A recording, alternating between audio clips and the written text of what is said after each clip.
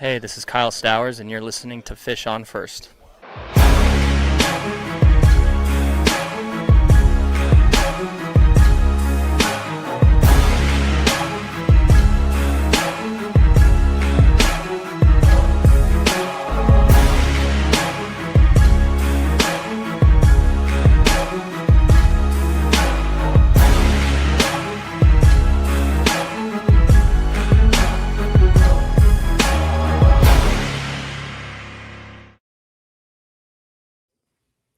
Welcome to Fish on First live on the Fish on First podcast, part of the Foul Territory Network, and as always, presented by Jet Ski Rentals of South Florida. I'm Eli Sussman. I got Jeremiah Geiger along with me, and this is as good as it gets for the Marlins so far this season, getting back to, I guess, late 2025, a stretch of 3 straight series wins, including 2 sweeps in there, most recently the Arizona Diamondbacks. And this Marlins team that I think we've mentioned it on previous streams. It felt like they'd reached that point where just as we were about to kind of give up on 2026 as a year of aspirations to contend for a postseason spot, they really have turned it all the way around. They've done it most recently, beating a team that was directly ahead of them in the wild card race and pulling also close now, just 2 games back as of this conversation from a postseason spot, closer than they've been since the first month of the season. So I guess we'll just start there, Jeremiah. The fact that this has turned around very quickly for this team that just a week and a half ago was kind of, I wouldn't say left for dead, but we kind of reached that point where it just seemed that the combination of losses and all the injuries that were piling up made it seem like this was going to be a year where the likelihood of them turning it around, it was either going to be a slow build like last year, but the idea that they've had a streak like this, the timing of this particular week and a half, yeah, I don't think I would have suspected it would come right now, given all the circumstances that were working against them. And the timing couldn't have been any better. I mean, this Marlins team needed this series sweep. It was lined up right at the start of the week. We knew the Diamondbacks were ahead of them in the standings after the Marlins played some pretty good baseball last week. You know, we looked ahead and said, all right, this Diamondbacks team is solid. They're in the wild card race. If the Marlins take care of business at home, then we're going to look up on Thursday, and the Marlins will be right back in this thing. And they're 1 game under 500 now. They've clawed out of that hole, and now they're just sitting 2 games back of that final wild card spot. I know it's still fairly early to be looking at standings, but that's part of the game. It's part of why we're fans, and it's fun. And they're playing good baseball. The offense just exploded, the last couple of days. Today was just a pitching masterclass from Tyler Phillips in the bullpen, but the offense, first game against longtime Marlins killer, former Marlins Zach Gallen, broke the Zach Gallen curse that we talked about earlier. Then Ryan Nelson, Owen Casey had a good series. Otto Lopez continues to prove why he's one of the best middle infielders in the entire sport. Overall, cannot complain. This is what I wanted to see. You don't see the Marlins go out and sweep teams too often. It's pretty rare to, go out and sweep another team if you're Miami, and they did it. And that's exactly what they needed. Yeah, we got to start on the pitching because that was kind of the biggest reason for concern just of a couple weeks ago. In late May was Robbie Snelling first done for the year, then Yuri, a long-term injury himself, Jansen Junk a couple weeks ago. Even on the reliever side more recently, Andrew Nardi went out, Josh Eknes went out. That was the chief concern, that they just were going to run out of arms. And yet, as you mentioned here, to back-to-back shutouts these last 2 days. It's the first time all year they've thrown back-to-back shutouts, and overall, allowing just 6 runs overall, outscored the D-backs, not only sweeping the series, but outscored them 20-6 in the course of the series. And they did that despite no Sandy in the series. It was Max in that first game, and Max was all right, but he needed help from the bullpen. And those last 2 games, it was a Gusto start, it was a Tyler Phillips start. And my favorite stat that it came out of nowhere, I hadn't even realized it given the age that we're living in, but this was Tyler Phillips' first win of the entire season for a guy that has been so amazing the entire year. This is the first time we got a win.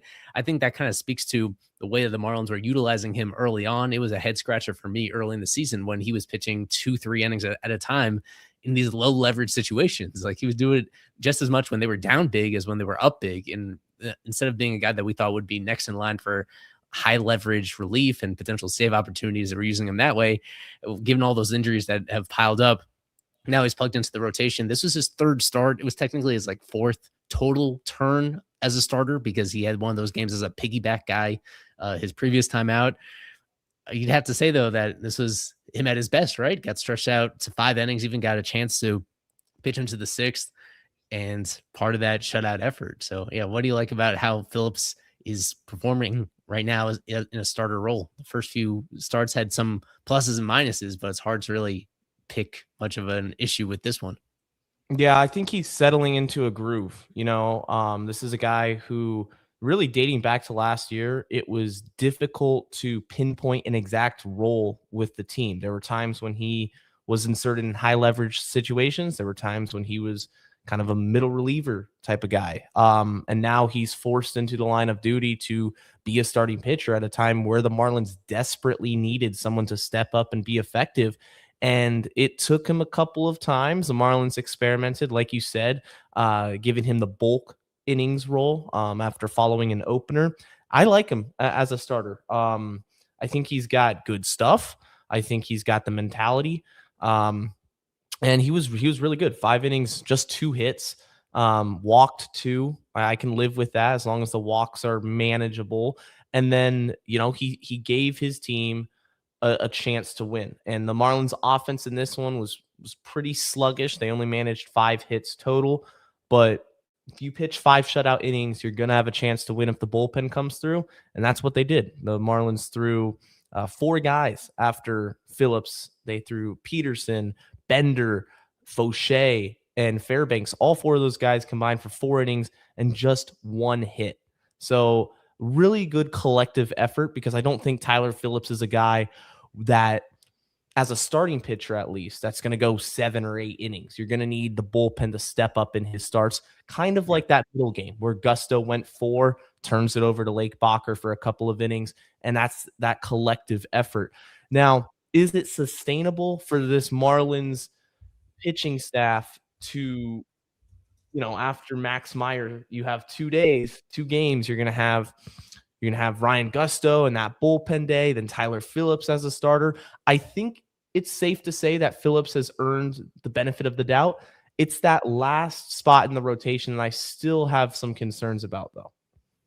Yeah, you, me, and everybody else. The fact that essentially it felt like a 3-man rotation entering this series, and finally they gave Gusto a bit more of a leash. Maybe they'll stretch him out more. But anyway, you slice it, there is at least one glaring vacancy right there. We'll get to that in a little moment, because they do have another to be announced coming up on Saturday against the Pirates. We should touch on, specifically in the bullpen, on Anthony Bender. So much of I feel like he's gone under the radar a little bit too much. I highlighted him a few weeks ago when he threw a hidden perfect game. He had a stretch where he went like 9 consecutive perfect endings at some point in very end of April and a lot of May. And he's kept it going. He's allowed a couple runs since then. Overall, though, he's been continually to be dominant. He pitched the 7th inning today, struck out 3 guys in that outing. He continues to fascinate me as one of the few long-tenured Marlins pitchers on this team. It's Sandy, and then it's Bender pretty much, because even Braxton Garrett, we might get to him in a bit, he's down in the minors right now. Everybody else, there have been so many guys. It's a revolving door on the mound, but Bender has been with this organization now. This is his 6th year. You could argue he's pitching as well as he ever has to this point. Today, his sweeper in particular got all 3 of his strikeouts. That pitch has been amazing this year. Opponents are hitting under 100 against that pitch. He even got a couple lefties against it. That's really been the knock against Bender in the past, is that you don't trust him much against lefties. Like, he's awesome against righties because of his arm angle, because of the way that his breaking ball moves. But now that same sort of approach is working almost as well against left-handed batters. It's making him, I think, the best reliever in this Marlins bullpen, certainly the best righty, because John King himself from the left side has had an awesome year.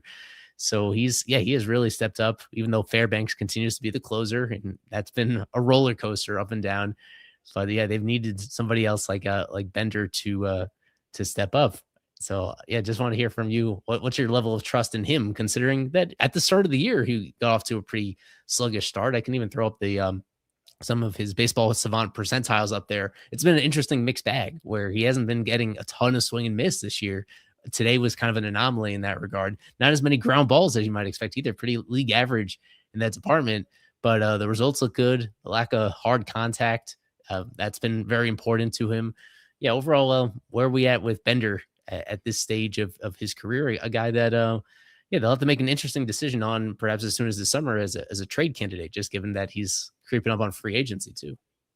Well, up to this point in the season, I think he's having a career year. I mean, career low in whip. It's under 0.88. Strikeouts. Last season, he struck out well under 9 or a strikeout per 9 innings. This season, he's over 10 per Ks per 9, approaching 11. And with Bender, he's a guy that relies on that sweeper, and it's really, really good. I tell people it looks like a frisbee. I mean, like disc golf or something. It's a beautiful pitch to watch. And yeah, a lot of called strikes. See, that whiff percentage, batters just don't know exactly how to approach it because he is throwing his breaking balls so often early on in the count. They're going to take a couple of them, and suddenly you're behind 0-2, 1-2, and then you get the strikeout. And I think he's been really good. I think when I look at this Marlins bullpen in high leverage situations, obviously the closer right now is Fairbanks. He's had his struggles, did lock down the save today, and you got to give him credit for that. And you're paying him a lot of money to do so. But second in line, in that 8th inning setup man's role, or even on a day where Fairbanks is unavailable, I think it's got to go to Bender. He's been so good, and this is exactly what the Marlins need, because really coming into the season behind Fairbanks, once Ronnie Enriquez went down for the year with Tommy John, it was, well, who's going to step up? And Bender stepped up, and it's been great. Mm-hmm. We should touch a little bit on the offensive side again, going back to the series. More Otto Lopez doing Otto Lopez stuff. For those who haven't listened or watched already, we had an exclusive interview with him yesterday that went up this morning. So you can find that on our YouTube channel, our podcast channel, wherever you get your pods, talking to Otto about his improvement, some of the drills that he's done with the Marlins to get to where he is this year, even compared to where he was last year, his all-star aspirations. And he did nothing to knock those chances during this series. He had 7 hits, multi-hits in each of the 3 games. Yeah, he continues to look incredible from that aspect, continues to lead the entire National League in hitting and also stealing bases as well. I found this stat. I had to triple, quadruple check it to make sure that it was accurate because it didn't seem right. But the combination of hits that he's on pace for, 218 hits at this moment, if he continues doing what he's been doing, and now he's on pace for 30 steals after picking up 2 stolen bases today. That's something that I giggle as I say it, that no shortstop in baseball history has done both of those in the same season. I would have thought for sure. I was looking at Derek Jeter, and he there was a year where he had one of those but not the other. I looked at everybody in Major League history, and all the players that reach those marks tend to be at other positions. Even in a year where Otto's been kind of up and down defensively, if you want to put it gently, like the fact that he's still playing this premium position and providing this kind of offense is so exceptionally rare, and doing it every day and hitting high up in the order. So yeah, we've spent quite enough time talking about Otto on these pods already, and just talked with him directly. So I don't want to I don't want to repeat myself too much, but man, I didn't realize exactly how rare this is. And so we'll just have to see how much he comes down to earth, I guess, in some regard, because I think the one thing to point at, Jeremiah, is that the home runs still really haven't been there. He's on pace for 12 homers. He's been doing this mostly with just a lot of hard hit singles, occasional doubles, but it's been he's been valuable, but he's been maintaining it a lot deeper into the year than I thought he would. I think even those that saw him get off to that hot start to the season, the fact that we're still talking about this stuff in the middle of June, it's kind of Luis Arraez stuff. The last time we were having these kind of conversations about he's on pace to do this, the first Marlin to do this since then, got to go back 3 years to have this particular, it's a fun profile that has been, and all of a sudden we've reached a stretch where it's finally translating to consistent wins, having him in there, providing those hits. He's phenomenal. He's a star. I mean, I'm not afraid to say that. I think Otto Lopez is a superstar in Major League Baseball. What he's doing right now, if you put him in a Dodgers jersey, he's going to be talked about every single day by the national media. It's because he plays for the Marlins that he flies under the radar, and that's fine. He's just going to show out and hit the baseball. Leads Major League Baseball in multi-hit games. He's consistent. The power is something I expected this offseason for him to take a step up. I really did think he was going to be a 20 home run kind of player based on the strength that he added, the power we saw from year one in the org to year two. And it's not that I have any complaints about it, like you said, because he's still getting his slug. I mean, he's second or he's 2 doubles behind the major league leader, which ironically enough, it's a tie between Rafi Devers and former Marlin Troy Johnston, both with 20 doubles. Otto Lopez is at 18 doubles. Yeah, I mean, he's got gap to gap power. And I still think, his approach at the plate is really good. He doesn't wait around for pitchers to come to him. He's just going to attack. If he sees a pitch he likes, he's going to drive it to left field, right field, can hit to all fields. And then he's fast. He's a base stealer. He really is the total package. I said before the season, in terms of breakout candidates, he was my guy. I really thought he could have a Geraldo Perdomo 2025 kind of breakout. And we're witnessing that, and probably better than what Perdomo was doing last year in some facets of the game. So yeah, for the Marlins to stay competitive, one game under 500, they're going to need Otto to be the leader, and Xavier Edwards, his counterpart. Together, they form the best middle infield combo in baseball. Mm-hmm. And it's funny you mentioned Perdomo. It really is like they've done a body swap this year, because Perdomo's stats this year kind of look like Otto's last year, and they're fine stats. Like Otto was a fine player last year, probably off the top of my head, a 3-win player overall. And Perdomo this year, after being on MVP ballots last year, is back down to earth. And now Otto is, again, he's kind of doing an amazing Perdomo impression to this point in the season. Yeah, so a whole lot more to talk about on the other side of the break. Really quickly, we want to hear from one of our many wonderful sponsors, the ASPCA Pet Health Insurance Program. Here's a word from them. My dog Bella would do anything for a treat, and I want to give her a treat that will take care of her long term. And a quick message from today's sponsor, the ASPCA Pet Health Insurance Program. If you're frantically looking for what to do with your pup when they have an issue, the program offers customizable accident and illness plans, making it easier to get your pet the care they need. When you enroll in an ASPCA Pet Health Insurance plan, you could get a $25 Amazon gift card. It's a little treat for you while you're doing something great for your pet. To explore coverage, visit aspcapetinsurance.com/FOUL. That's aspcapetinsurance.com/FOUL. Eligibility restrictions apply. Visit aspcapetinsurance.com/Amazon terms for more info. This is a paid advertisement. Insurance is underwritten by either Independence American Insurance Company or United States Fire Insurance Company and produced by PTZ Insurance Agency Limited. The ASPCA is not an insurer and is not engaged in the business of insurance. I love this comment from Brian, because I feel like it's kind of just matches how a lot of people feel, where so much of how people, any fan base, feels about their team's management style has to do usually with whether the bullpen gets outs or not. Like it always has to do with those decisions in games and whether those pitchers actually come through when you put them in those positions. So I don't know if Clayton is actually managing any better during this 8-1 June than he did before that. It just happens to be that, as we touched on, things are lining up. They're getting just a lot of better production from their relief pitchers. And it's funny how that dramatically shifts how we feel about so many other decisions, is when those relievers actually get jobs done. I don't know if, Brian, you'd be feeling the same way if they end up losing that Pete Fairbanks meltdown game, if they stick with Fairbanks too long, and who was it that brought in? Tyler Zuber doesn't bail him out of that one. Like, those are the kind of decisions that when they work out, it's a sigh of relief. And then when they don't work out, those are the ones that leave scars. Those are the ones that really stick out as the worst. Those are the ones that stick with you throughout the entire season. And so as of late, I'd say that a lot of the reason why this team is doing well is so much about the bullpen turning around. We had really good analysis from Kevin Peral on our side about Joe Mack as well. The fact that Joe Mack has been behind the plate in all but one of the games during this stretch in June, that's been pretty important. And Mack, between controlling the running game and all the other positive aspects of his defensive aptitude, that's the reason why they are right near the top of all baseball in terms of run prevention so far this month. They're allowing about 2.5 runs over these last 3 series, and we're right in line with that against the D-backs.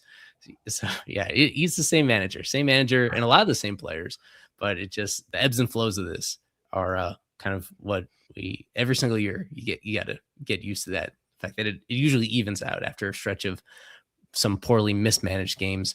I did want to touch on, while Jeremiah is still here because he has to hop off a little bit early, is that they do still have a vacant rotation spot with this Marlins team right now. It's going to be Sandy pitching on Friday against the Pirates. It's going to be Max pitching on Sunday. And then they have another TBA on Saturday. So last time that spot was open, that must have been the Lake Bacher-led bullpen game. The last time that spot was open, Bacher did great, and they actually stretched him out to 3 full innings, which is about the very high end that you usually expect from an opener. I know that Braxton Garrett pitched in AAA Jacksonville just yesterday, and he did very well. But he's the guy that we got to look at him at the big league level just last month, and that was very discouraging. Yeah, where do you stand right now? Because things are working surprisingly well given the available arms that they do have, and outside of Braxton, it's slim pickings at the AAA level. What would you do if you're the GM in this situation? Are we just trying to keep patching it together with relievers, or is there anybody in particular in Jacksonville that you want to see get a fair shot while the other arms are still on the mend? I think I'd give it to Braxton. I think 2 starts, as badly as they went, I still think he has some gas left in the tank as a starting pitcher at the major league level. And I don't think 2 starts is enough to count him out and say, yeah, he's done. He's not going to be in this rotation. I wouldn't overcomplicate it. I do think that the bullpen game, it's worked out so far, this strategy, but I don't buy it as a sustainable outcome of success for the rest of the year. I just don't. I think guys are going to run out of gas. It's a lot of stress on a bullpen, on a pitching staff, because not only are they covering an entire game by themselves, then they got to go out if someone has a clunker and gets pulled after 2 or 3 the next day, then they got to go right back out there. And there's only so many arms you can use, especially with injuries too. So I think the simplest outcome, if you're staying in the organization, that is give Braxton Garrett another shot. And then if a couple more starts go by and it really is not working, then you got to do what you got to do. You can move on and readjust your strategy. The other option, we've talked about this before, Eli, is you just go out and make a trade. Yeah. I mean, that you have a lot of prospect capital. I think we mentioned this on the last stream. You can go out, you can get a veteran arm from a team that's well out of contention at this point for cheap, and take care of it that way. There are answers to the test. We're going to see what the answer the Marlins choose, but there's multiple ways they can approach this. Yeah. Thank you for reminding me about that conversation. That is still where I land right now. Just to give people an overview of what's down there in Jacksonville, it's Braxton, it's Patrick Monteverde, it's Brandon White, who was doing very well in Pensacola, but he's hit a rough patch since he got promoted. It's Carson Milbrandt, who we have very high hopes for, but he's not ready yet. He still needs to prove himself in AAA quite a bit, perhaps the entire rest of the season. It's Bradley Blaylock, who had a couple of great starts earlier this year. It's Dax Fulton, who really just has not looked like got his cup of coffee in the big leagues for 1 game out of the bullpen last month, but doesn't seem like much of a viable option that you'd really trust.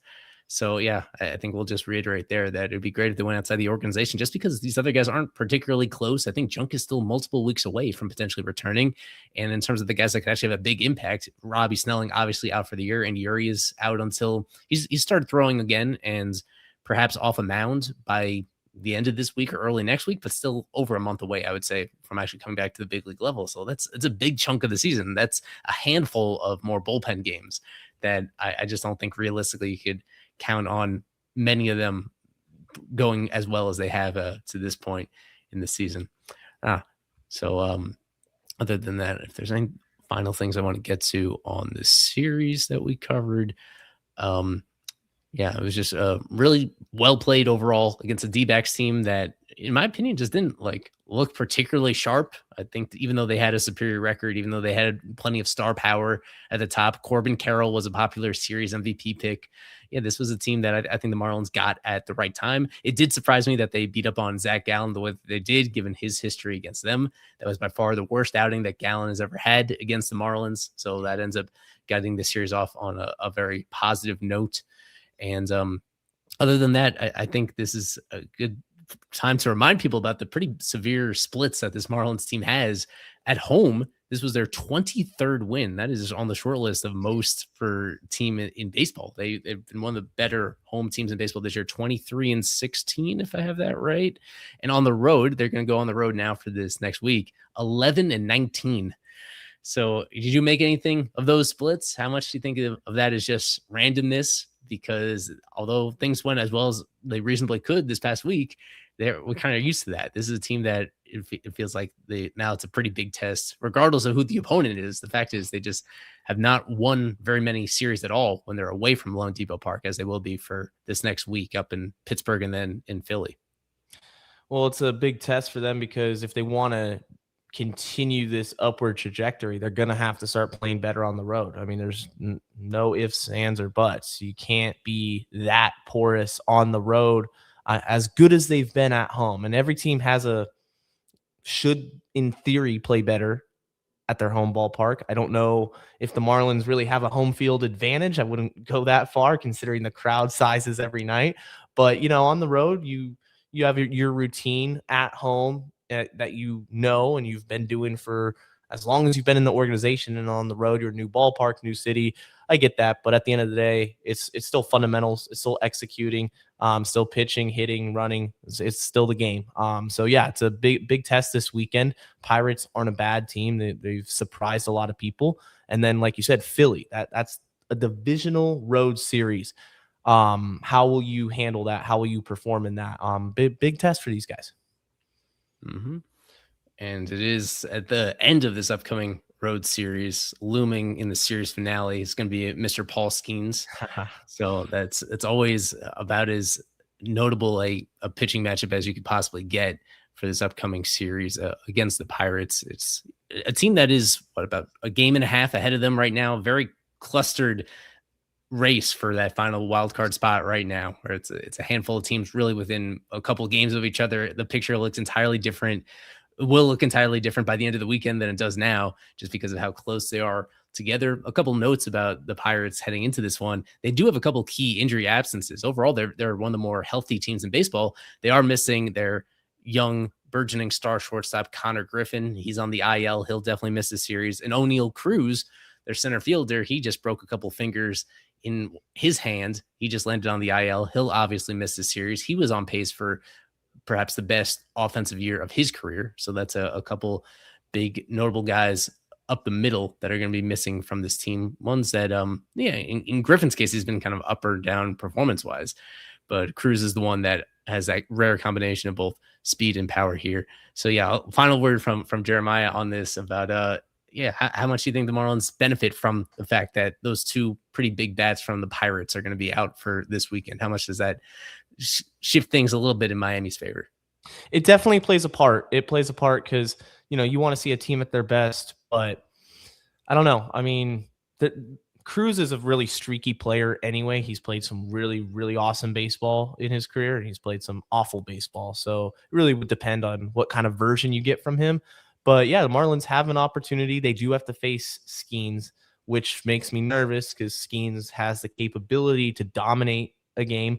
But I will say, for anyone that's worried about that potential matchup, Skeens hasn't looked himself the last 3 weeks. I'd say he's had a couple real bad starts, so the Marlins could get to him. And the rest of the Pirates pitching staff, it's not murderer's row. This Pirates team is gettable even at home. So I like the Marlins' chances in it. Good. And I'll leave you with that last comment from Cade Needhammer about your Oregon Ducks recently eliminated from the College Baseball World Series contention right there. Jeremiah has to head out. I'm going to make the rest of this a solo show on here. Do you want to give us a very quick prediction on your way out for the Pirate Series? I'll go Marlins 2 out of 3. I think they get it done on the road, keep playing good baseball, and Otto Lopez, good times keep rolling. He'll be MVP. Gotcha. All right. Thanks, Jeremiah. We'll hear more from you on the next stream. And thanks again. So yeah, we'll make this a solo show the rest of the way. We could call it kind of a mailbag thing where I'll go more deeply into these comments and touch on a handful of things over these next, 15 minutes or so before making my series prediction as well and getting people caught up on their couple of things I wanted to scroll back on from earlier in the chat. Something that I think was something pretty subtle that I think is kind of notable is how Christopher Morel has kind of disappeared in plain sight for the Marlins. I think it was David that mentioned it in one of these comments about how we saw more Kyle Stowers at first base this past week than we've had this entire season so far, in a way that I felt was coming at some point with this Marlins team. Instead of playing guys that you don't trust, Stowers is at this point not looking entirely like his 2025 self, but certainly somebody that is making a lot of hard contact overall. And the fact that he made an error today overall, though, I feel like he's taken pretty well to the first base position.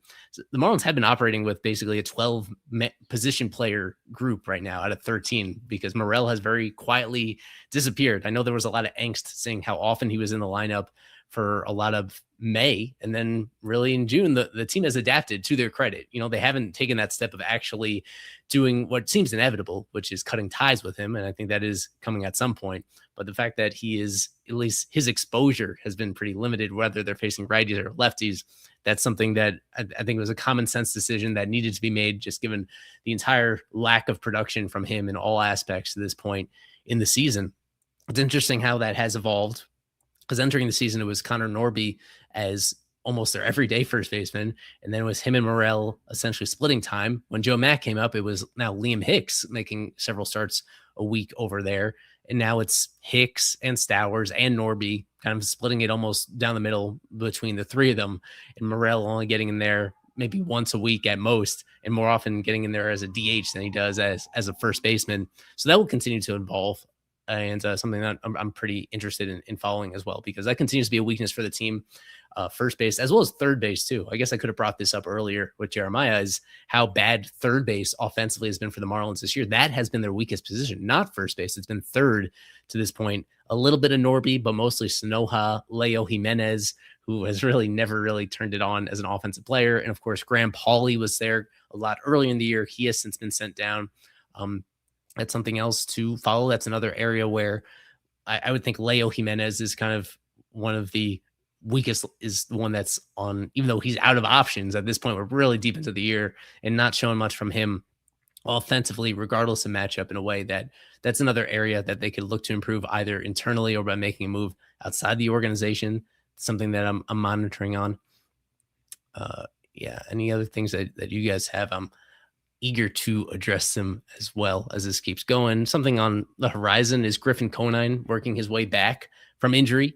I think people have been anticipating that for a while, and it hit a somewhat of a setback, but at this point, I think he's very close to beginning a rehab assignment.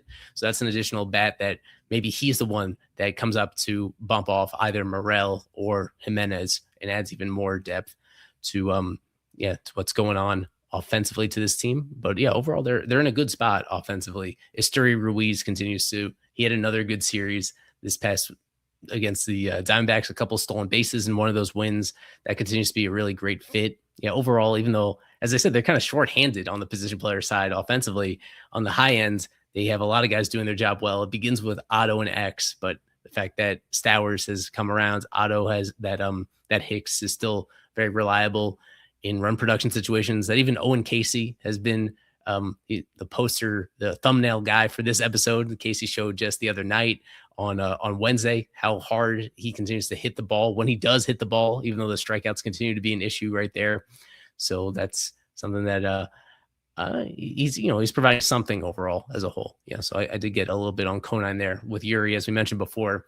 I think it's still about a month away, best case scenario with Yuri, where he's throwing and he'll get off a mound very soon, but then has to build all the way back up as a starter. So it's still a big enough gap that they're in a tough spot pitching wise when it comes to that. Something from Brian about Clayton McCullough and keeping him beyond this year. He does have a club option for 2027. And I think that's going to be a very interesting decision. It's too soon to call at this point how that goes, because I'd say expectation wise entering this year, this was a Marlins team that, I mean, at least us at Fish on First, we saw a team that was going to possibly take a slight step back from the year before, just based on talent available. And right now they're on pace for almost an identical record to last season. And so when that happens, I think you just dive a little bit more into The in-game decisions from McCullough have been questionable in several different cases. I think we've been over that when it comes to his feel for when to take starters in and out, for the way that it's a reliance on platooning that this team has had is sometimes, hinged on over reliance at times. It's taken there was a little bit too much of some of these weak links just because they had a platoon advantage, and especially some of the lineups we saw early in the year where some of the worst hitters on the team were batting at the top of the lineup just because they had a platoon advantage, even though you wouldn't necessarily have faith in them in any situation. Again, that's something that we've seen him adapt to, though, as this year has gone on. As of the last month, it's always X or Hicks, occasionally Otto in the leadoff spot. It's the best hitters on the team are actually getting the most plate appearances, which seems like an obvious adjustment, but they did get there eventually, and so that's something that bodes well in his favor. I have seen some questions from this, including from Colin here, about Augustin Ramirez and his timeline. Yeah, he's in an interesting limbo situation because he got sent down to AAA for both struggles on both sides of the ball. It was both the hitting and the defense. The defense speaks for itself. It hadn't really improved much at all from 2025. It was a big liability from the team. And then ultimately offensively, when he's a well below average hitter, then that's just not really a useful player at the big league level. So the fact that he was just hitting the ball on the ground too much, he was making a lot less hard contact than the year before. He was a guy that, even though he wasn't the worst hitter on the team, he was a guy that was sub-replacement level overall just because of how much he relies on his bat in order to contribute to the team. Since getting sent down to Jacksonville, he had a couple hot stretches, but overall, hasn't taken off. He hasn't dominated at that level the way you want to see. He isn't forcing their hand in terms of getting another call-up, still not hitting for a ton of power. It's an OPS in the mid 700s last time I checked, which is about league average in the International League. He's still catching exclusively, which, I don't know what to make of that, because not only has Joe Mack taken over as, the primary Marlins catcher, but he's about as close to an everyday catcher as you see in baseball. In fact, he's caught 8 of their last 9 games, even with Hicks available, just because that's how big the gulf is between their defensive value. Mack is not only here to stay, but he's here to play almost every day. He's here to play essentially against every single right-handed starter and quite a few lefties as well. He's close to an everyday player just because of how important he is on that side of the ball and the way that his bat has come around. Like, his offensive numbers this year at the big league level aren't that far behind what Augustin's were before he got sent down. The fact that you have Mack there, and certainly Hicks is going absolutely nowhere, means that with Gus, he's a DH possibility. Again, they have not even given him reps at any other position. They haven't given him a single in-game rep in Jacksonville at first base yet. So for him as being like a Morel alternative, could he be a better player than Christopher Morel? Absolutely. I'm fully anticipating that he will be. It's just that he's brand new to first base the same way that Morel was entering this year. And to this point, the team is instead kind of keeping him prepared to be that third catcher. If there's a serious injury to Mack or to Hicks, that would be the path back to the big leagues for Gus. But I think the bigger question is, outside of a severe injury, how does he get back up? And frankly, I don't know, because this is a team that not only do they have Mack, solidified at that catcher position, I don't think they have that appetite to want an everyday DH. They've been using that revolving door at DH since Matt got called up. It's been quite a bit of Hicks on the days that he's not catching. It's Stowers about once a week. It's Norby about once a week. It's been, who else have we seen there? We even saw Marcy, I think, get a start there within the past week as well, where, unless Gus is going to be the best hitter on the team, unless he's going to take a huge step forward from last year, forget just, returning to last year's level, but taking a step forward, like, the gap between him and his teammates is not enough to justify playing that often. So the thing is, if they called him up right now, would he be an upgrade over Morel? Yes. It's just that, how often would he play? He'd probably play just as often as Morel is playing. He would make starts against most left-handed pitchers, and I guess make pinch hit appearances against some lefties as well. And that's not a way that you want to utilize a 24-year-old. He's still just 24 years old. This would be just his second big league season. It's an awkward spot for him where you want to continue giving him the reps to develop. It's just that, how is he going to get those reps to develop if he no longer has a position to play at the big league level? So thank you for bringing that up. And from Marcel, I'll get this final one from him on minor leaguers that intrigue me.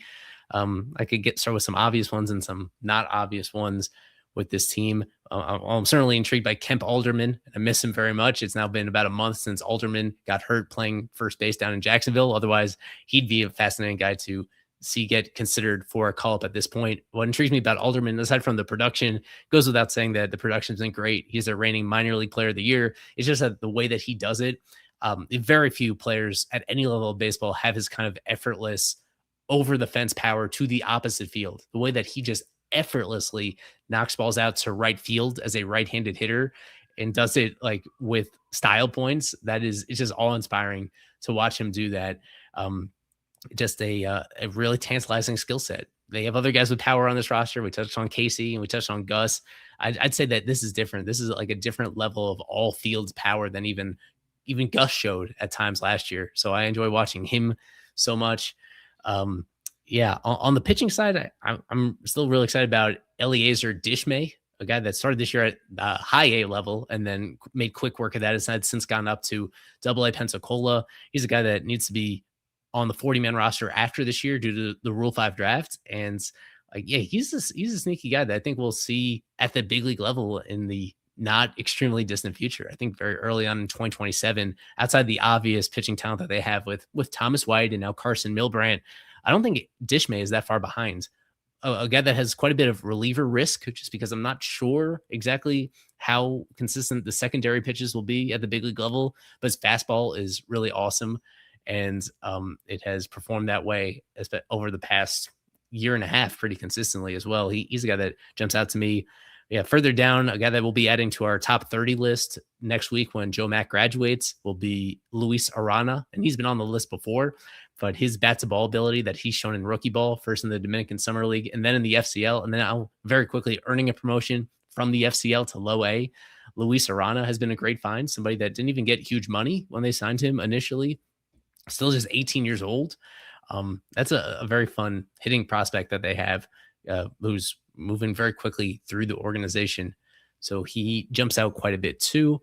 And aside from that, I guess a guy that's grown on me has been Cam Canarella. Since I was kind of low on him coming out of the draft, he was their second pick last year in that competitive balance round pick after Iva Arquette. And he was the one that held out until the last moment to actually sign with the team. So with Canarella, he was coming off that injury as well, where he had labrum surgery, and it really affected a guy that a lot of his value seems to hinge on his center field defense. And all of a sudden he has this noodle arm out in center field, just to be honest about it. And I was wondering, like, if the Marlins kind of got they may have overpaid, that maybe they should have looked for somebody else with that draft slot and that bonus pool money. They ended up spending, off the top of my head, it was about $3 million on Cam. And I liked what I saw last summer as an offensive player, and then he's really leveled up again this year so far as well. So with him, I also mentioned Starlin Caba in that same note. With Caba as a guy that I didn't know what to make of. Starlin Caba. He was from the Jesus Luzardo trade, also started off this year in high A Beloit. And unfortunately, he's missed like a decent amount of time due to injury this year. But when he's been healthy, he's been kind of growing into the player he was supposed to be when the Marlins got him in that trade. He was coming off a lost 2025 season, didn't hit for any power whatsoever until going to the Arizona Fall League. And so the momentum started building in the Fall League. And then what I've seen from him since when he's been healthy this year, which has only been 20 something games, maybe 30 at most, is that he's taken a step up offensively. So that's a guy that's really the only guy in the upper level, well, at the full season levels of this organization that I think has the makings of an everyday shortstop. I'd say Luis Arana, who I just mentioned before, he's this one I think realistically is going to be more of a utility type player if he reaches his potential. But Caba is, I think I'm about as high on him as I've been at any point since they acquired him in that deal, just because the defense is breathtaking and so smooth. And now I think offensively, he's done quite a bit to pair with that. So yeah, thank you for some of those questions on there. I want to make sure that we satisfy our sponsors in here as well. So let me quickly hit this Jet Ski Rentals of South Florida read, as we always do during the course of our shows.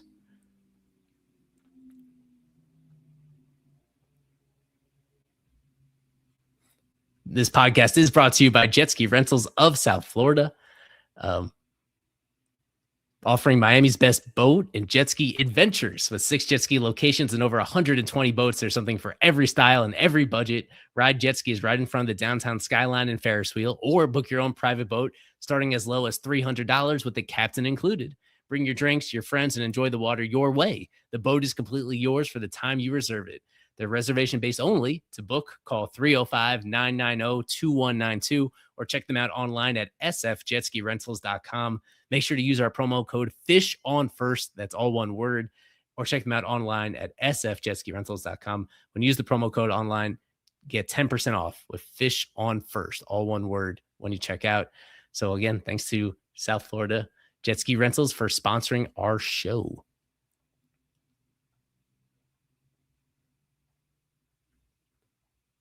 So with that, I should get back to should get into prediction time right now. I guess I'll have a lot of time to really elaborate on my thoughts of this upcoming series against the Pirates. We already touched on Paul Skeens starting the series finale. Just to give you the full pitching matchups, it's Sandy versus Braxton Ashcraft in that very first game, if I have that right. And then it's the likely bullpen game on Saturday with Bubba Chandler starting for the Pirates on the other side. And Chandler's not quite lived up to his potential as somebody that was arguably the best prospect in the Pirates organization last year. Then that series finale is when we get Max versus Skeens. You know, the thing with Max is that not only is he pitching so well and so consistently that he still hasn't taken a loss all season long. So the Marlins have to have a whole lot of faith in that matchup, even despite having the reigning National League Cy Young winner on the other side there. As the first meeting between these teams this year, as usual, they have a home series and a road series between each other. And as mentioned before, the Pirates have a couple key injuries between O'Neal Cruz and their shortstop Connor Griffin, but otherwise they're in really durable. They're in good shape overall. I think one other series preview note I want to include is that Ryan O'Hearn was one of their big free agent signings, a guy that I think a lot of Marlins fans were interested in at the start of last offseason. Ends up getting a 2-year deal with the Pirates, and he's kind of been exactly what the Marlins could have used at that first base DH position. The Marlins ended up waiting a little while longer and settling for Christopher Morel, and that's a big what if of their offseason. If the Marlins had a little bit more money to spend, an extra $10 million a year to give Ryan O'Hearn on top of what they ended up spending on Morel, how much of a difference that could have made for this team on various levels. It's the reason why the Pirates are at this moment still a little bit above 500. They're on pace for their best season in quite a long time. And it's because their offense is, to this point in the season, their offense is a little bit better than the Marlins offense has been. And O'Hearn has been a very big part of that. So that's just one other note I wanted people to realize. I think we sometimes have a very short memory when it comes to the decisions the team made and didn't make. We sometimes focus too much on the decisions that the Marlins did make and the players they acquired and who they dealt away, etc. Sometimes lose focus on the moves that they very plausibly could have made. That was an obvious area for them to address in the offseason. They didn't do it. And instead, it's one of the few teams with just as limited resources in the Pirates that actually stepped up, gave O'Hearn that multi-year deal. And they're reaping the benefits of it. He's been about as important as any individual hitter on their team outside of Brandon Lau. I guess I'll mention him finally for the series preview portion of it, is that Lau is a significant rival of Xavier Edwards for the second base position on National League All-Star ballots. I think it's been assumed that just because from our vantage point, X is having such a good year as an overall player, that he's All-Star worthy. But second base is a pretty strong position in the National League so far in 2026. And Lau is a big part of it. After spending a gazillion years with Tampa Bay, he's now in Pittsburgh, and it's a lower batting average, but it's a whole lot more power. His OPS at last check is a little bit higher than X's is as well. And I think he's a guy that might get more votes than X will be on ballots as well. I think it's going to be very unlikely, as usual, very unlikely for Marlins to be voted in as an all-star starter by the fans. So that's a reason why, as David brings up in the comment, Spencer Horwitz has also had a very good year for that Pirates team as well. Last year, missed some time with injury, didn't hit for as much power as expected. And it's a pretty deep lineup, even without Griffin and O'Neal Cruz. It's a lineup that has some depth to it. The timing is helpful to have both of those guys out in the meantime, but this is especially against a Marlins team that has so much right-handed pitching. Lau is a lefty hitter. Horwitz is a lefty hitter as well. O'Hearn. This is from the Pirates standpoint. They do have a lot of guys that I think are going to match up well with this Marlins team. It's just a question of matchups versus recent production.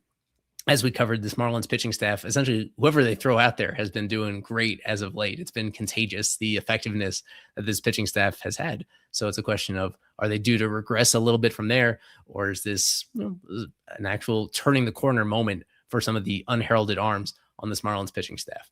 All right, so prediction time coming up next.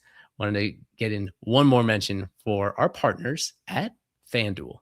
This episode is brought to you by FanDuel. Baseball fans, the MLB season is in full swing, and FanDuel is giving you a chance to call your shot with daily dingers. Joining the action is easy. Just make your free pick on who's hitting a home run in their game, and if you're right, you'll get a profit boost to use on your next bet for a chance at extra winnings. It's just another reason why FanDuel is the home of home runs. So are you ready to play your game? Head over to FanDuel.com/podcast to get started. That's FanDuel.com/podcast to opt in for daily dingers and make your free pick on who's hitting a homer. Play ball and swing for the fences on FanDuel, an official partner of Major League Baseball.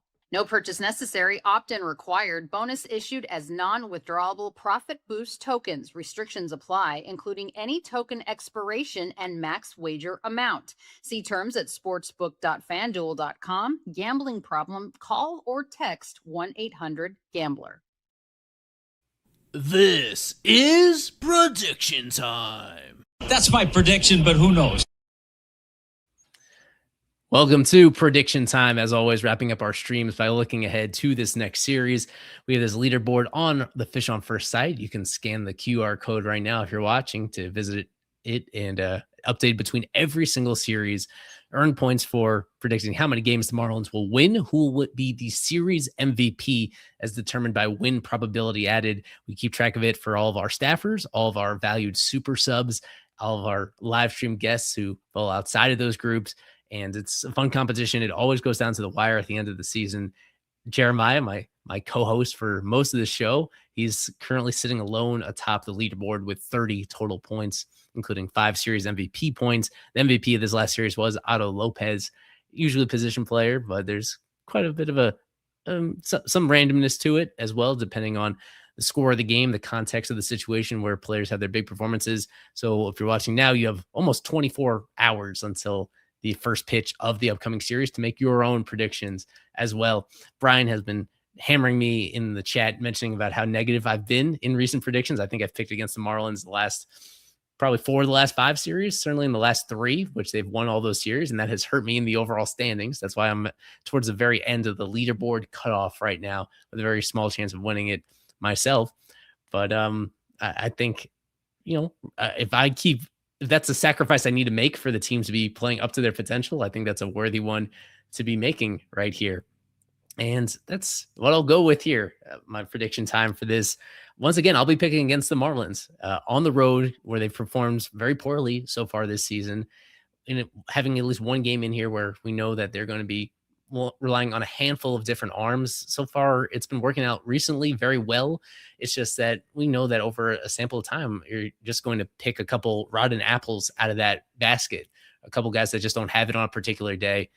So even in a series where they have their top 2 pitchers lined up, they're also facing a Pirates team that I just shouldn't be overlooked. This is one that offensively is about as good a Pirates team as we've seen in easily half a decade, if not a full decade.